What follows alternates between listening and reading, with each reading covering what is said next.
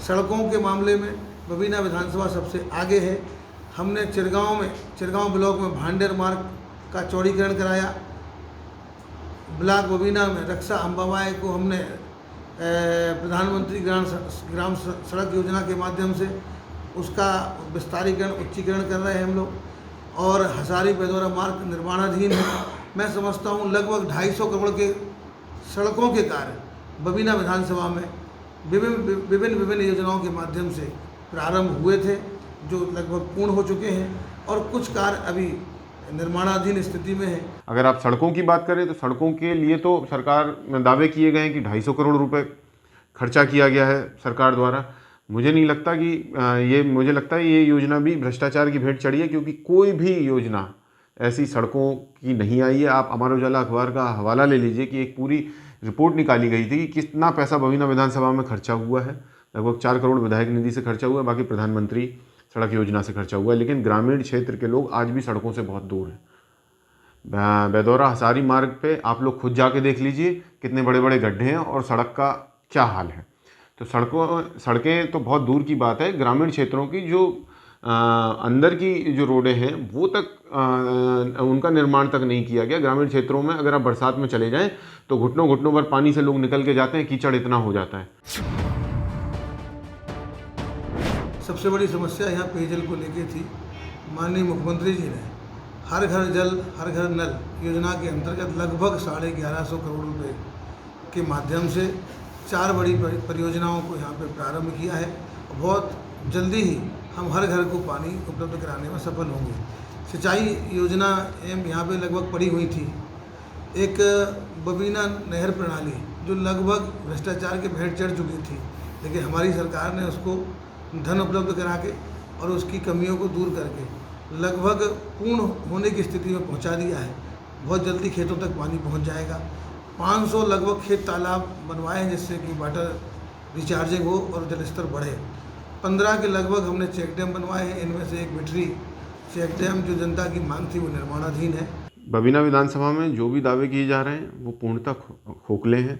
आप धरातल पे देखेंगे तो आपको कुछ भी नहीं मिलेगा। सरकार की सबसे बड़ी योजना जिसके सबसे ज़्यादा ढोल पीटे गए, हर घर नल हर घर जल योजना, इस योजना के तहत हजारों करोड़ रुपए आया। सड़कें खोद दी गई, गांव की बनी बनाई सड़कें उजाड़ दी गई, ना तो वो सड़कें दोबारा बनाई जा रही हैं और काम की क्वालिटी इतनी ख़राब है कि मुझे नहीं लगता ये योजना कभी सफल हो पाएगी। लोगों के यहाँ नल लगा दिए हैं, बिल आने चालू हो गए लेकिन पानी आना शुरू नहीं हुआ है। सिंचाई के क्षेत्र में दावे किए गए कि यहाँ पे तालाब बनाए गए हैं। आप जाके सारे तालाबों का मुआयना कर लीजिए। 500 तालाब तो क्या, आप 100 तालाब ढूंढ लीजिए और उनमें पानी दिखा दीजिए। कहीं पे भी सिंचाई के क्षेत्र में कोई नई योजना नहीं आई है। किसान आज भी सिंचाई के लिए परेशान है। यहाँ पे पीने के पानी के लिए सभी नगरों की समस्या वैसी की वैसी ही है। आप कोई भी नगर उठा लीजिए, बरुआ सागर ले लीजिए, कहीं भी ले लीजिए, इन नगरों में आज भी पीने का पानी टैंकरों से भेजा जाता है। एक भी अभी हमारे विधानसभा क्षेत्र में एक भी डिग्री कॉलेज नहीं था उच्च शिक्षा के लिए। तो हमने बबीना में गांव है गणेशपुरा, लहर ठकुरपुरा पंचायत में एक डिग्री कॉलेज उपलब्ध कराया है। वो निर्माणाधीन है, लगभग पूर्ण होने की स्थिति में है। मुझे उम्मीद है कि इसी सत्र में वो पूर्ण हो जाएगा। एक ITI प्राविधिक शिक्षा के लिए एक ITI जिससे लोग रोजगार में अपने को आगे दक्षता हासिल कर सकें, अपने को दक्ष बना सकें। एक ITI भी हमने उपलब्ध कराया है अपने विधानसभा क्षेत्र में। GIC एक गुणात्मक और गुणवत्ता युक्त शिक्षा के लिए GIC हमारे उत्तर प्रदेश के सबसे नामचीन विद्यालयों में से एक है। GIC की भी स्थापना हमारे विधानसभा क्षेत्र में रक्षा में हुई है। बेटियों के लिए भी शिक्षा का स्तर सुधरे, उनके लिए भी एक GIC हमें सरकार ने, योगी जी सरकार ने उपलब्ध कराया है। तो शिक्षा के क्षेत्र में अगर हम बात करें तो शिक्षा के क्षेत्र में हम अभी तक के सबसे न्यूनतम स्तर पे हैं। शिक्षा व्यवस्था हमारी पूर्णतः ध्वस्त है। कोरोना के बाद से तो बिल्कुल ही बुरा हाल है। नई शिक्षा नीति लेके आए लेकिन उसका कोई लाभ नहीं हुआ। प्राइमरी एजुकेशन में आप देख लीजिए ना, स्कूल में अध्यापक मिलेगा और ना ही बच्चे मिलेंगे। कोविड के बाद से ये व्यवस्था एकदम ख़राब हो चुकी है। और कोई भी नया इंस्टीट्यूट अगर बबीना विधानसभा में पिछले 5 साल में आया हो तो आप बताइए, कोई भी योजना पूरी नहीं हुई है। मेरी विधानसभा में जितने सीएससी है, पीएससी है, सब में बेहतर स्वास्थ्य सेवाएं और आकस्मिक सेवाएं इस समय उपलब्ध हुई हैं। ऑक्सीजन के भी हम लोगों ने वहाँ प्लांट लगाए हैं, जो एक उदाहरण के रूप में इस समय क्षेत्र में हमारा बबीना विधानसभा जाना जाता है। लगभग 25 करोड़ से अधिक लागत का हमने इसमें अपनी विधानसभा क्षेत्र में सभी स्वास्थ्य सेवाओं में हमने इन्वेस्ट किया है, और मैं समझता हूँ सब जगह से बढ़िया फीडबैक आ रहा है।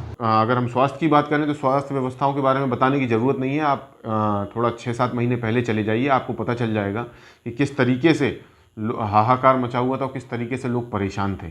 एक ऑक्सीजन का सिलेंडर जिसकी कीमत 200-300 रुपये होती है, लोगों ने 5-5, 7-7 हज़ार रुपये में ख़रीदा और तब पे भी उनको नहीं मिला।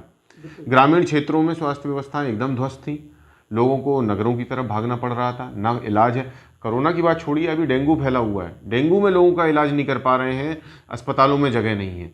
तो हर जगह कोई भी आपदा आती है या बीमारी आती है तो ये सरकार विफल है, उसमें कहीं कोई इंतज़ाम नहीं किया गया। पहली वेव आई थी, पहली वेव में भी नहीं हो पाया था कुछ, और दूसरी वेव में तो एकदम ही स्वास्थ्य सेवाएं ध्वस्त हो गई थी। सरकार ने अभूतपूर्व कार्य किया है। लगभग 170 गाँवों को हमने विद्युतीकरण किया है, और मजरे भी लगभग 300 के आसपास, छोटे छोटे मजरे थे जहाँ 50 और 100-200 के आसपास की आबादी थी, उनको भी हमने सौभाग्य योजना के अंतर्गत सबको ऊर्जीकृत करने का काम किया है। 10-20 मजरे अभी कुछ शेष रह गए हैं, वहाँ भी कार्य चल रहा है। लगभग हमने अपनी विधानसभा में 10 के आसपास सब स्टेशन भी बनाए हैं। उसमें 240 केवीए के सब स्टेशन, 35/11 के सब स्टेशन, 440 केवीए के सब स्टेशन, ऐसे सब स्टेशनों का भी हमने अपनी विधानसभा में निर्माण कराया है। अगर आप विद्युत क्षेत्र की बात करें कि बिजली की बात करें तो यहाँ पे दावे किए जा रहे हैं कि 24 घंटे बिजली देने का सपना दिखाने वाले। पहले ये तो बताएं कि आज औसतन 4.5 साल हो गए सरकार के, कितनी नई योजनाएं आई हैं और औसतन कितने घंटे बिजली आ रही गाँव में। कई मंजरे तो अभी बिजली के पोलों से बहुत दूर हैं, खंबे तक नहीं गाड़े गए हैं।